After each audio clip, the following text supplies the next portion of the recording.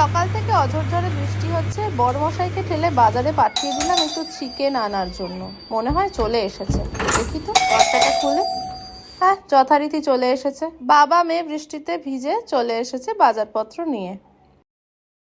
Delivery boy আমাকে delivery boy বানিয়ে দিয়েছে।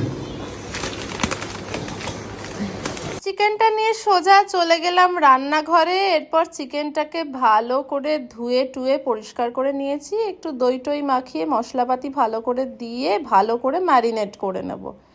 আজকে বেশ জমিয়ে আলু দিয়ে চিকেনের ঝোল বানাবো। বৃষ্টির দিনে চিকেনের ঝোল আর ভাত খেতে উফ, জাস্ট ফাটাফাটি লেগেছিল। ভালো করে তেল টেল দিয়ে মশলা টশলা দিয়ে তাদের ভালো করে ঘষে ঘষে মশলা মাখিয়ে নিয়েছি। এরপর কিছুক্ষণ রেখে দেব। এরপর কড়াইতে তেল গরম করে নিয়েছি, আলুটা ভাজতে দিয়ে দেবো। ওইদিকে ভাতও চড়িয়ে দিয়েছি। একদম মাংসটা হবে আর ঝপ করে খেয়ে নেব। মাংসের ঝোলের মেন মজাই কিন্তু এই আলু মহারানী মাংসের টেস্টটাকে যেন 10 গুণ বাড়িয়ে দেয়। আলুগুলো ভাজা হয়ে গেছে, লাল লাল করে তুলে নিয়েছি।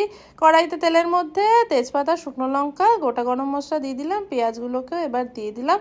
ভালো করে নাড়াচাড়া করো পেঁয়াজটা লাল লাল হওয়ার জন্য। আমি অত অপেক্ষা করিনি। তার মধ্যে আদা দিয়ে দিচ্ছি। এখানে রসুন আর কাঁচা লঙ্কা পেস্ট করে নিয়েছিলাম, সেটাও দিয়ে দিলাম। টমেটোও দিয়ে দিলাম। এরপর আমার খুব টায়ার্ড লাগছিল। আমার মনে হচ্ছিল যে একটুখানি কিছু রিফ্রেশমেন্টের দরকার। আমার একটু কফি খেতে ভালো লাগে, তাই কফি একটু খেয়ে নিলাম। কফি খাওয়ার পরে আবার যথারীতি পেঁয়াজটাকে নাড়ানাড়ি করছি, ভালো করে ভাজা করছি। তারপরে মাংসটাকে দিয়ে দিয়েছি। এরপর মাংসটাকে ভালো করে কষাবো, কষিয়ে টষিয়ে এরপর ম্যাজিক হয়ে যাবে। এই দেখো ঢাকা দিয়ে দিয়েছি। এই দেখো ঢাকা খুললাম আর মাংসের ঝোল রেডি। উফ, জাস্ট লাভ ইট।